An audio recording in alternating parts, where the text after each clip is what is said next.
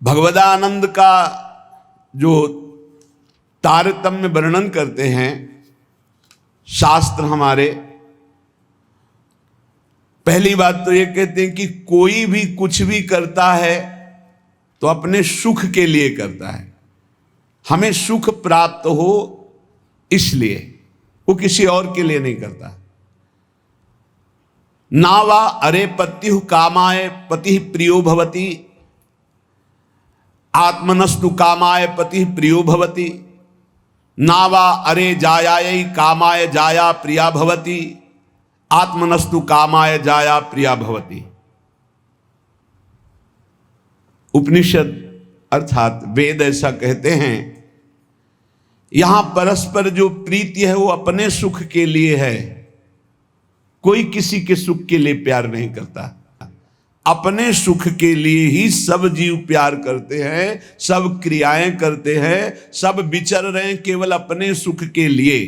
नावा अरे जायाई कामाय जाया प्रिया भवति, आत्मनस्तु कामाय जाया प्रिया भवति। इसी तरह से जो पुत्र वित्त जो भी सुख है वो अपने सुख के लिए है। हमें सुख मिलता है इसलिए हमें पुत्र प्रिय है, पुत्री प्रिय है, धन प्रिय है, मकान प्रिय है, हमें सुख मिलता है। जिस दिन हमें सुख मिलना बंद हो गया हमारा प्यार कहीं नहीं रह जाएगा। अब ये सुख का तारतम्य देखना है कि वास्तविक क्या इनमें सुख है। देखो यहां कह रहे हैं नावा अरे पत्यु कामाय पति प्रियो भवति, पति प्रिय नहीं है, पति से कामना की पूर्ति होती इसलिए प्रिय है। ऐसे कितने उदाहरण हैं, पुत्र के लिए, पत्नी के लिए, माता पिता के लिए, अलग अलग संबंधों में। हमारा शास्त्र कहता है हम केवल सुख से प्यार करते हैं, सुख से, अपने सुख से। अगर हमको दुख का संबंध दिखाई देने लगे तो सब संबंध छोड़ दें, और सुख है नहीं, केवल सुख की छाया में फंसा करके ये माया हमें बांधे हुए है। जिसे तुम सुख समझते हो ये सुख नहीं, सुख की छाया है, समझ पड़ती नहीं, ये गिरधर की माया है। जैसे किसी व्यक्ति की छाया को पकड़ने चलो कभी पकड़ में नहीं आएगा, क्योंकि वो व्यक्ति की छाया है। तो ये सुख की छाया सी दिखाई देती मृत्यु लोक में या ब्रह्मा के द्वारा रचे हुए अन्य लोकों में। सुख तो सुख सिंधु भगवान के नाम रूप लीला धाम में है। इस सुख का तारतम्य वर्णन करते हुए कहते हैं कि सबसे बड़ा सुख जो आनंद सिंधु सुख राशि, सीकर तय त्रैलोक सुपासी। सीकर कहते हैं एक बूंद जैसे ऐसे मारो उसमें जो छोटे कण निकलते हैं उसे सीकर कहते हैं। आनंद समुद्र भगवान के एक बिंदु के, एक सीकर के सुख से पूरा त्रिभुवन सुपास, पूरा त्रिभुवन सुखी हो रहा है। जो सुख का आभास भी मिल रहा है वो सच्चिदानंद भगवान है, इसलिए सुख का आभास मिल रहा है। शास्त्र कहता है यदि आनंद की प्राप्ति करनी तो आनंदो ब्रह्मेति व्यजानात्, आनंदाद्धेव खल्विमानि भूतानि जायन्ते, आनंदेन जातानि जीवन्ति, आनंदम प्रयन्त्यभि संविशन्ति। वेद कहता है आनंद से ही हमारी उत्पत्ति हुई है। हम आनंद सिंधु भगवान के अंश हैं, इसलिए सहज सुख राशि, चेतन अमल सहज सुख राशि। आनंद ब्रह्म है, उसी आनंद ब्रह्म से हमारी उत्पत्ति हुई, अर्थात हम उसके अंश हैं। हमारा स्वरूप भी आनंद स्वरूप ही है और आनंद की ही हम खोज कर रहे हैं। आनंद के लिए ही हम कर्म कर रहे हैं, आनंद के लिए ही हमारा जीवन है। पर हम आनंद में प्रविष्ट होना नहीं जाने कि आनंद है कौन सा। हम समझते हैं शरीर में आनंद है, पुरुष शरीर में, स्त्री शरीर में, अमुक धन में, अमुक भोग में, अमुक क्रिया में। आज तक किसी को आनंद नहीं, ग्लानि और पश्चाताप प्राप्त हुआ। आनंदम ब्रह्मणो विद्वान न बिभेति कुतश्चन, आनंदो ब्रह्मेति वजानात्। जो परमात्मा है, योगी जन जिसे परमात्मा कहते हैं, ज्ञानी जन जिसे ब्रह्म कहते हैं, भक्त जन जिन्हें भगवान कहते हैं, प्रेमी जन जिन्हें लाडले कहते हैं, वो आनंद स्वरूप हैं। वो सुख समुद्र हैं। भयग्रस्त प्राणी जब तक इनकी शरण में नहीं आएगा तब तक कुछ भी कर ले वो आनंद को प्राप्त नहीं हो सकता। हमारा सब जगने से लेकर सोने तक और बाल्यावस्था से लेकर के वृद्धावस्था तक और जन्मने से लेकर मरने तक एक ही चेष्टा है कि मुझे आनंद मिल जाए, क्योंकि हम आनंद के अंश है, आनंद की खोज कर रहे हैं। यदि तत् सुकृतम रसो वैशः रसम हृवायम लब्ध्वानंदी भवतु। वो परमात्मा स्वयं रूप तत्व रूप है, पूर्ण रस स्वरूप है, और जो इस रस स्वरूप परमात्मा को जान लेता है वो ब्रह्मानंद में डूब जाता है, वो आनंदमय हो जाता है।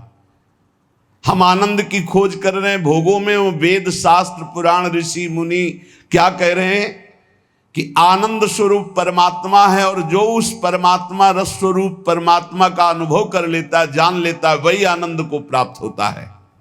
देखो, आनंद का तारतम्य बतलाते हुए श्रुति कहती है, इस मृत्यु लोक में युवावस्था हो, जवान शरीर हो, श्रेष्ठ आचरण हो, वैदिक सिद्धांतों को जानने वाला हो, अपनी इंद्रियों के शासन में कुशल हो, सफल कर्मण्यता हो, शरीर में कोई रोग न हो, बड़ा सुंदर हो, बलवान हो, खूब सुदृढ़ शरीर हो, धन संपत्ति हो, मनमानी भोगानंद प्राप्त करने के लिए सुंदर हर वस्तु उसके पास हो, सुंदर स्त्री, वैभव, हर सब कुछ। इसे कहते हैं एक मानुषानंद, मृत्यु लोक का। सुनते जाना, इसे कहते हैं मानुषानंद।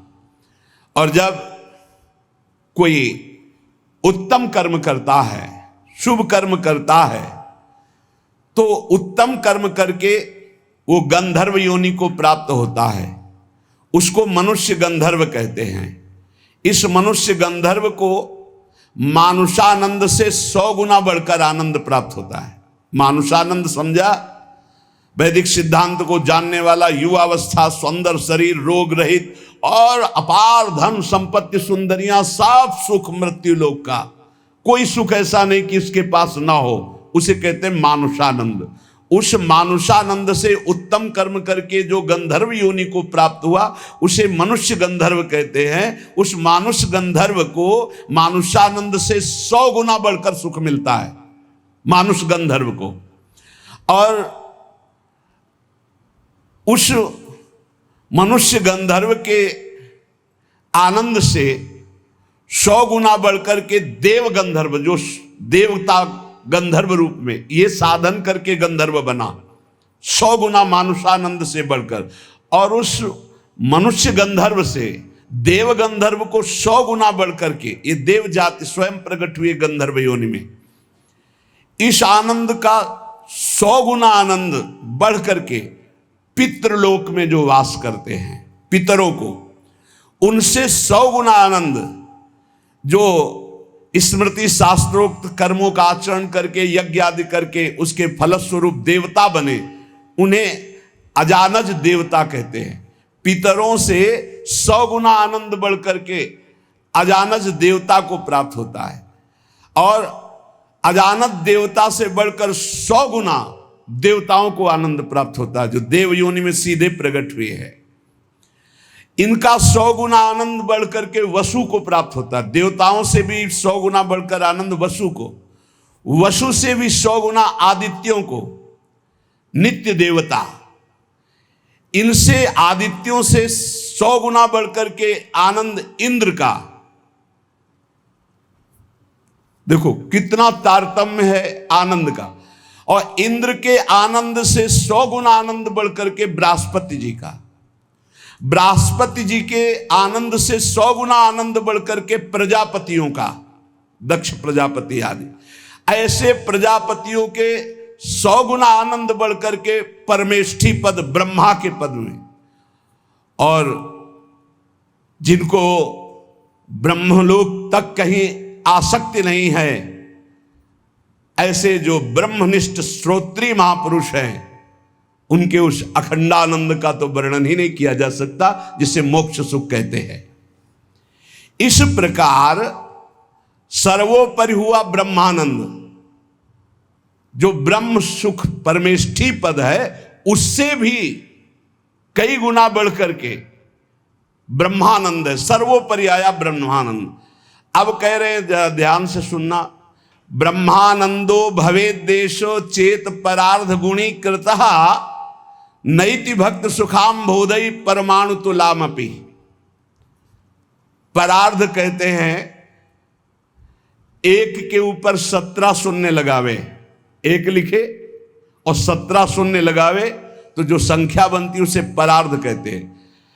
अगर ब्रह्मानंद से में 1 और 17 शून्य लिख करके गुणा किया जाए, मानुषानंद से 100 गुना 100 गुना 100 गुना 100 गुना ऐसे बढ़ते आए, तो सबसे बड़ा सुख हुआ परमेष्ठी पद ब्रह्मा का, और ब्रह्मा से अनंत गुना बढ़कर सुख हुआ ब्रह्मानंद, मोक्ष सुख। और उसमें परार्ध गुणी कृतः, 1 लिख करके 17 शून्य लगा करके ब्रह्मानंद में गुणा किया जाए तो प्रिया प्रीतम के प्रेम रस के आगे वो कुछ नहीं है। कह रहे हैं परमाणु तुला में, परमाणु बहुत छोटी वस्तु होती, प्रिया प्रीतम के प्रेम भक्ति के आगे जो सुख मिलता है, उस सुख के आगे ब्रह्मानंद में 1 लिखकर 17 शून्य लगाकर परार्ध का गुणा किया जाए तो जो संख्या आएगी वो प्रेम रस के आगे कुछ नहीं, परमाणु के समान भी नहीं। इतना अपार सुख प्रिया प्रीतम के प्रेम में है।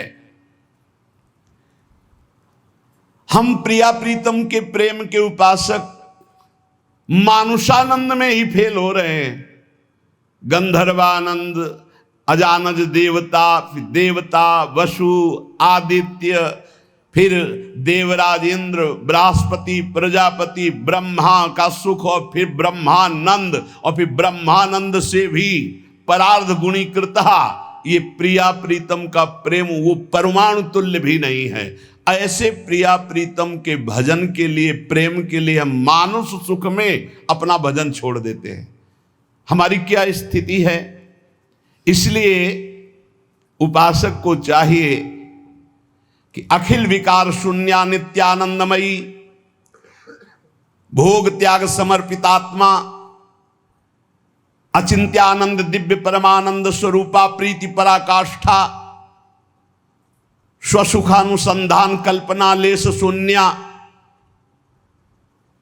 श्याम विदुवदन चकोरी, श्री कृष्ण मनोमनस्विनी, श्री कृष्ण प्राण प्राणा, ऋषि मुनि मना कर्षक चित्ताकर्षणी, श्री कृष्ण हृदया, श्री कृष्ण जीवना, श्री कृष्ण स्मृति रूपा, श्री कृष्ण सुखैक मना, श्री कृष्णानंद प्रवर्धनी, श्री कृष्ण प्राणाधिदेवी, श्री कृष्णा आराध्या, श्री कृष्णा आराधिका, नित्य कृष्णानुकूल्यमयी, श्री कृष्ण प्रेम तरंगिणी, श्री कृष्ण अर्पित मनोबुद्धिर, श्री कृष्ण सेवामयी, श्री कृष्णास्या, श्री कृष्णाश्रिता, श्री कृष्ण कीर्ति ध्वजा, श्री कृष्णात्म स्वरूपा श्री लाडली जी की उपासना में अपना अस्तित्व मिटाना होता है।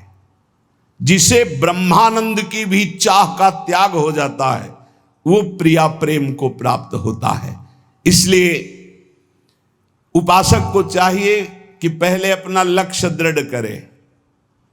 जीवन का चरम और परम लक्ष्य एकमात्र भगवत प्रेम, भगवान की प्राप्ति। ध्यान दीजिए, प्रियालाल की उपासना में सबसे पहले उपासक को दृढ़ निश्चय करना है, आशा बंधा, दृढ़ आशा, इसी जन्म में मुझे प्रियालाल का प्रेम प्राप्त होगा, इसी जन्म में हम प्रियालाल को प्राप्त होंगे, पक्का। बुद्धि केवल प्रियालाल के विषय में ही विचार करे। जीवन भर हमारा एक ही कार्य है साधना का, मय्येव मन आधत्स्व मयि बुद्धि निवेश है।